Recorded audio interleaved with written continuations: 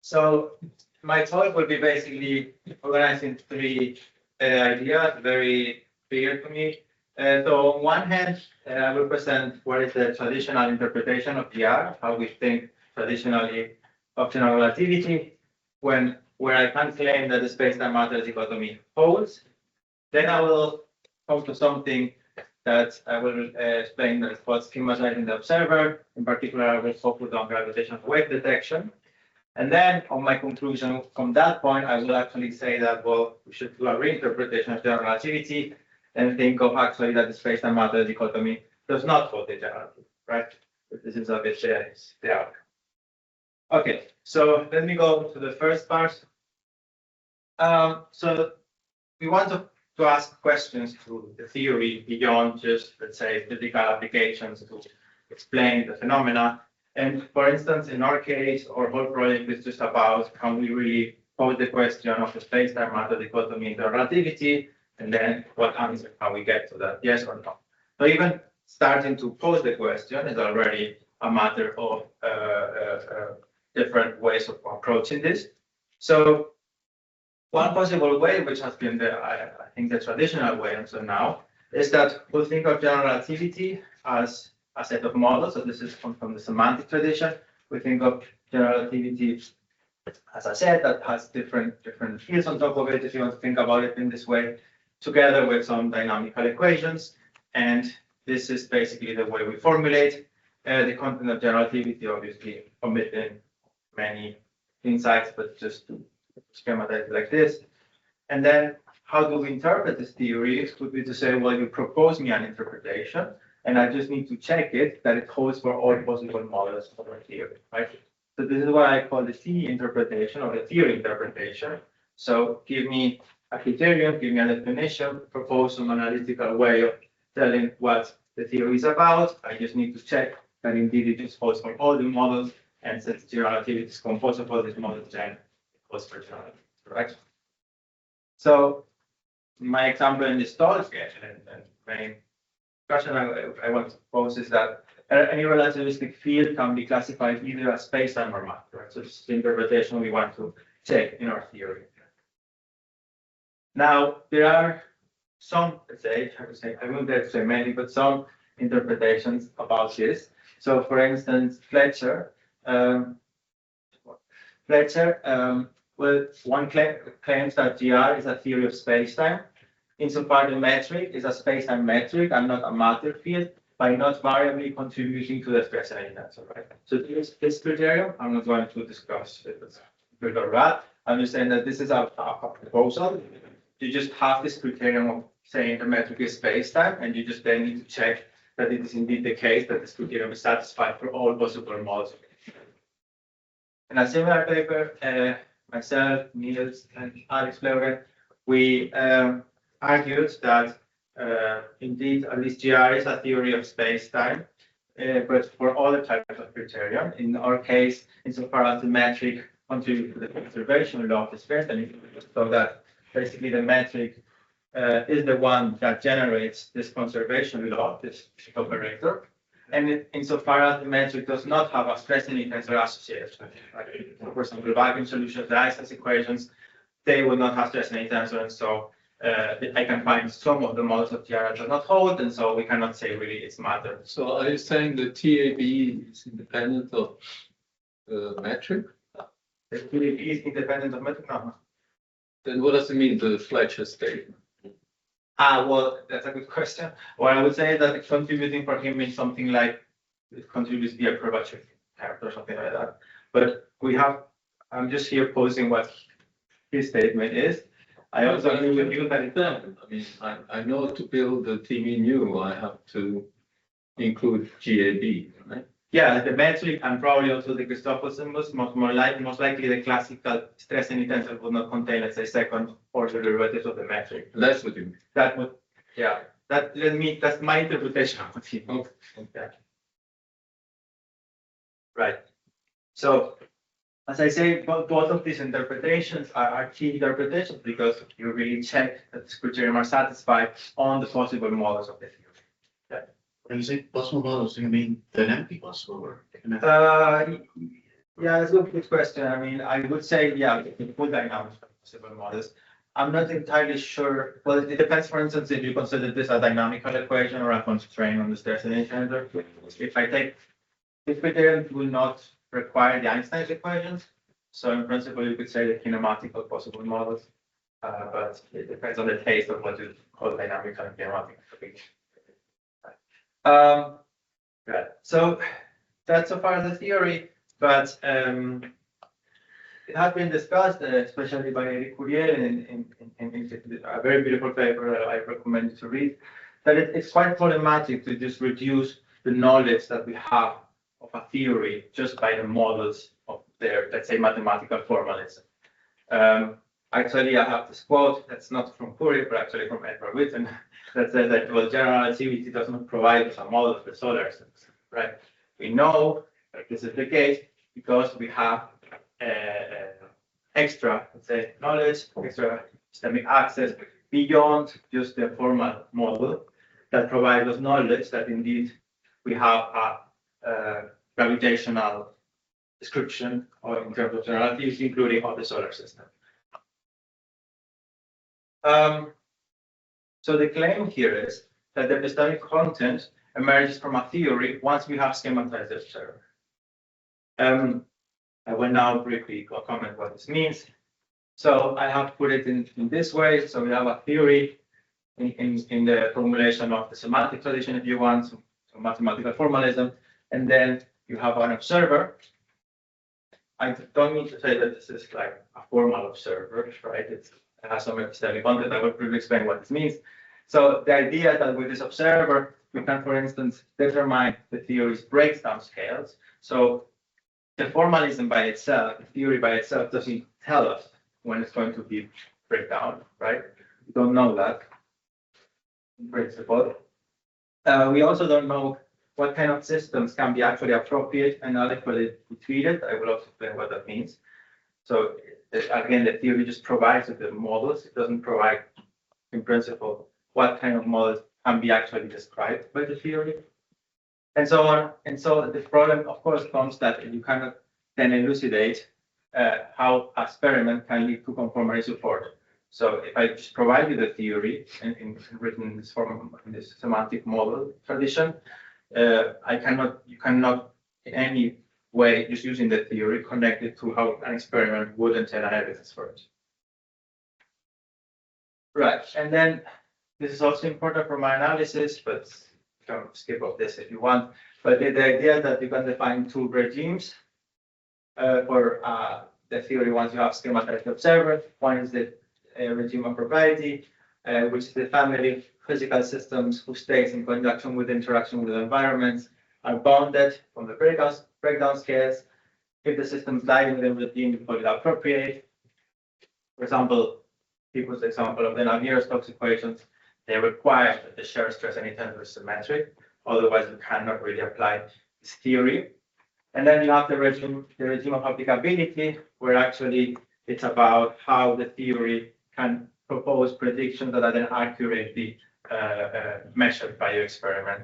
And only that the systems that lie within this regime are then adequate. And you need both appropriateness and adequateness of a theory to actually have knowledge about some phenomena. So, for instance, in the case of applicability, we know that the Navier-Stokes are not applicable at some very, very small scales. The theory doesn't tell us that. The only way we know that is once we have schematized an observer. Right. So I will analyze the case of the gravitational wave detection in this setup.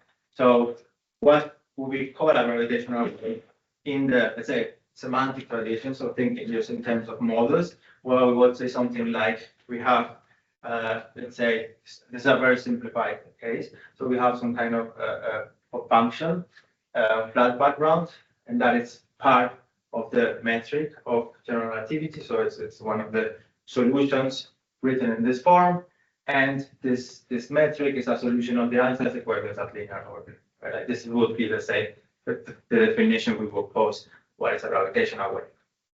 Now, of course, we want to find evidence of if that's actually the fact that we can observe or detect, if you want, gravitational wave. And so the most, let's say, the ideal way of thinking about this, it's what's called the Michelson-Morley experiment. Sorry, interferometer. Most of you already know this. So we just have some light, we split it in two, we recombine it, and the moment one of these lengths of the arms is disturbed, we will see an interference pattern. And my point here is not so much about the experiment itself, but about the fact that we know how light propagates in a curved spacetime.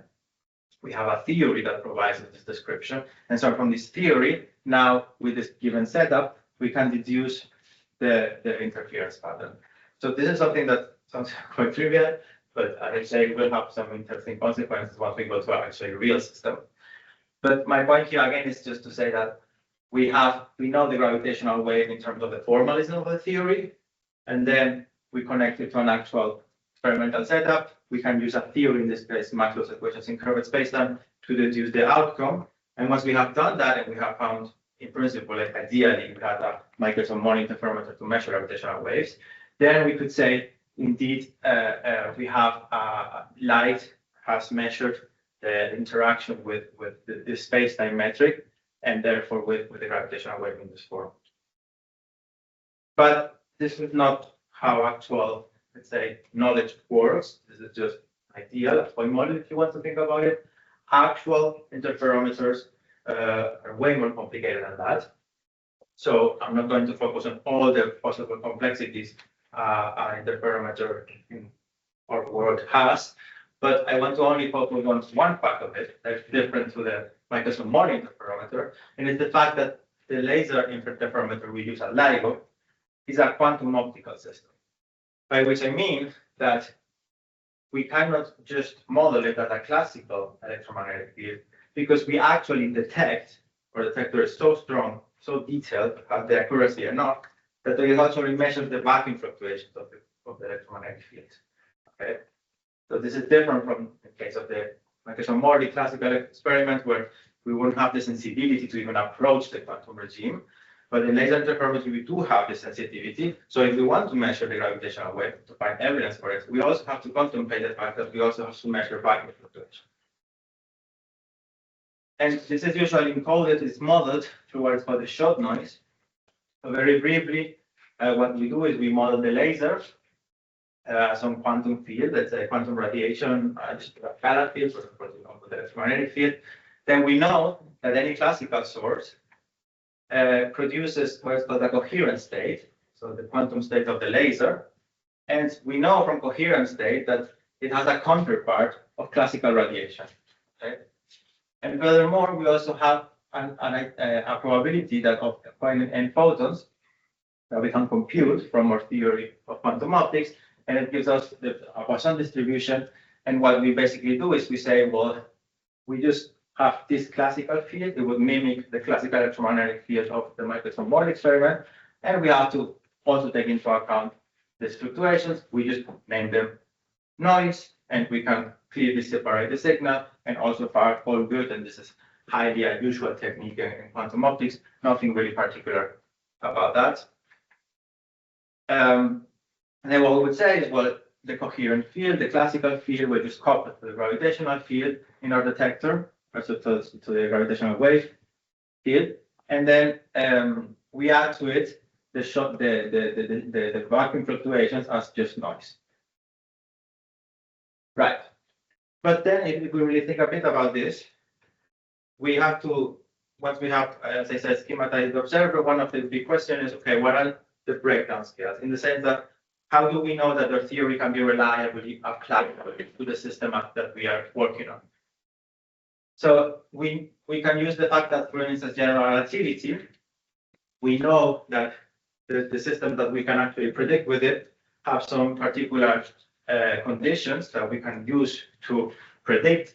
For instance, you usually tend to think about global hyperbolicity, some energy conditions. The list is quite ample. Of course, there is not like a unified list that everybody agrees on, but we have some sense in which the theory indeed requires these constraints. We also, for classical electromagnetic waves, we can think of having, let's say, some asymptotic region, the well-posed equations and so on that will also constrain. And for quantum optics, we actually, for instance, require Poincare invariants. Right? So we use the tool, the theory, and makes predictions, and it's testable once we have Poincare invariants. And so with this in mind, we can go back again to the first interferometer, the electromagnetic classical case, and we will say the Michelson-Morley interferometer is appropriate insofar it lies within the regime of breakdown scales using these two theories. That's okay. We know that the system we would ideally probe follows this constraint, but it is not adequate. Why is it not adequate? Because it doesn't predictly accurate the gravitational wave. So we cannot use a classical interferometer or Michelson-Morley experiment to measure gravitational waves. Right? We cannot use these two theories to work this case out. But what we have to do in our actual experiment is to use general relativity and quantum optics. And the moment we do that, in an analyzer interferometer, we can actually realize that there is a problem even with appropriateness, because Poincare invariance is not survive anymore once we take into account that we have, in principle, in general relativity, a curved spacetime. So there's a mismatch between the constraint that general relativity would impose to us and the constraint that we require in quantum optics.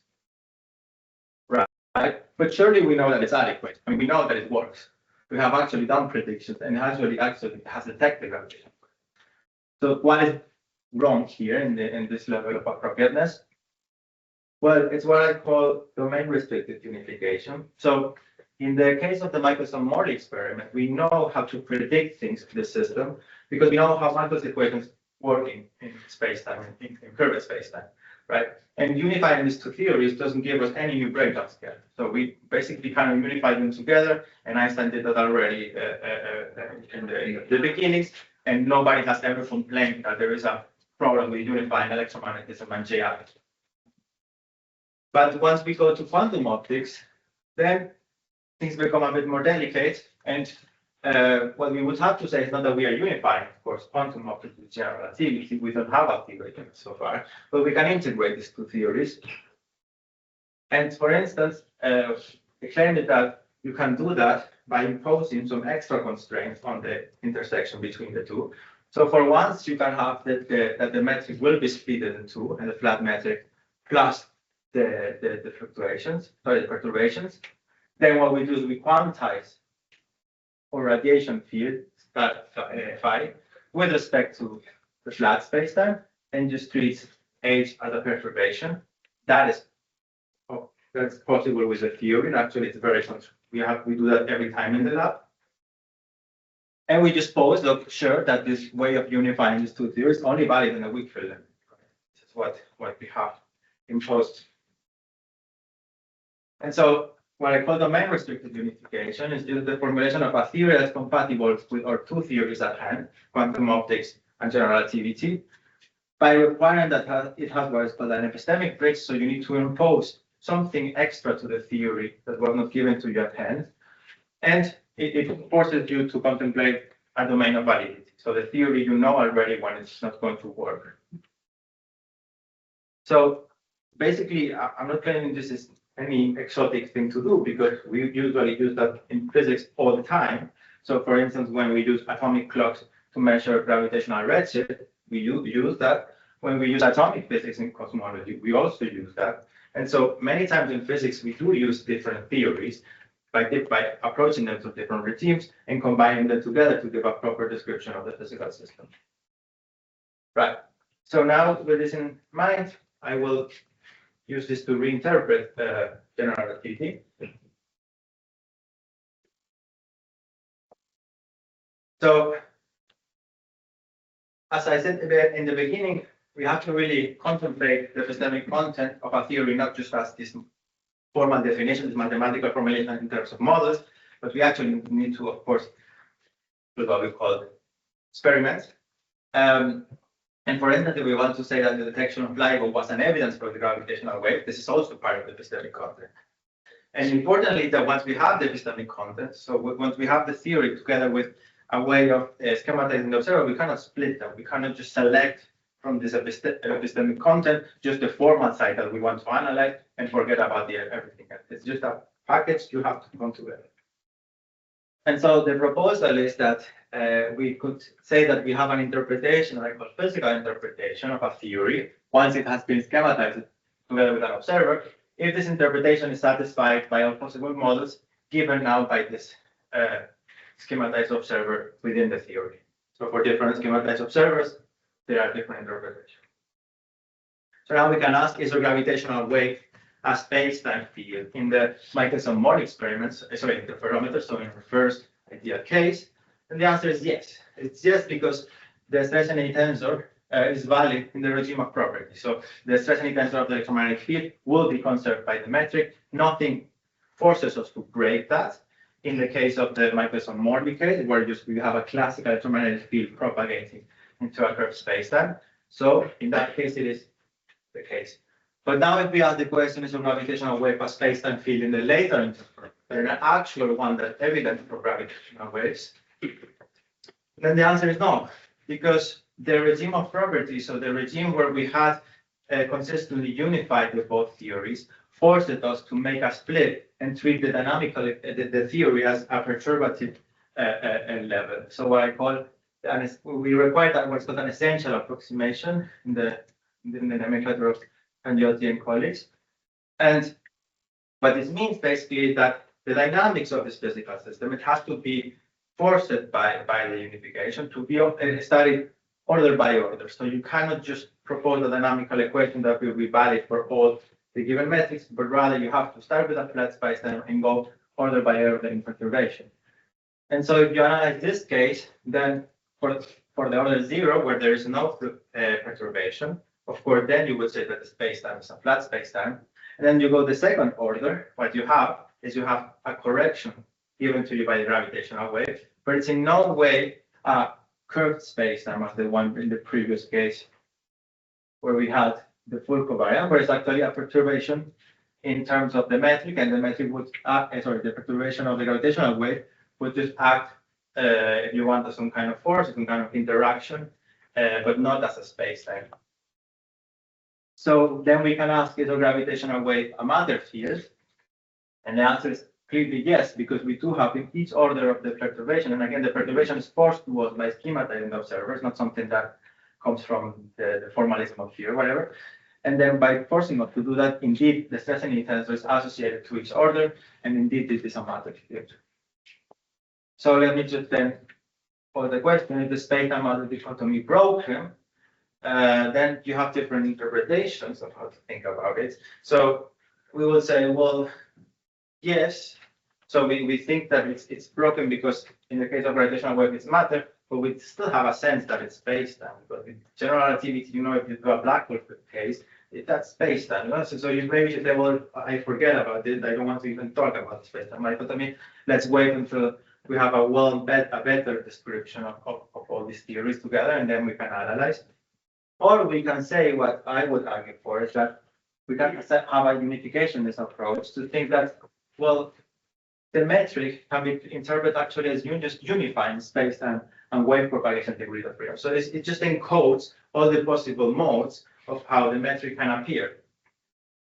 And this is very similar to how actually many simple things like Einstein thought about the metric, not just a kind of reduce it to inertia, reduce it to gravity, but actually just as the unification of the two concepts together, and that they can be useful when in different scenarios they pop out of inertia or gravity, for example, in the Newtonian limit, but they cannot be reduced to each other. And in this way, we have actually a good understanding of, for example, this very empirical paradoxical case that we have when we say we detected a gravitational wave as an entity with our quantum technological detector, we will say it's matter-like interpretation, as I proposed to you. But we also want to say that the same entity, gravitational wave, was produced by a strong regime, for example, black hole mergers, which there we cannot say is matter. It's purely space-time, like in that case. So we have these two ideas, and they seem contradicting, but they shouldn't be taken to be contradicting once you assume that the metric just unify these two ideas. And in the same way as, for instance, the electromagnetic field can show itself as a magnetic or an electric field, or the metric can show itself as inertia or space-time, in most of the cases, you cannot even make that split. But in the same case, this is the case for the metric and should be seen as a, well, what I call gravity inertia matter. And yeah, I think with that, I stop here. Question.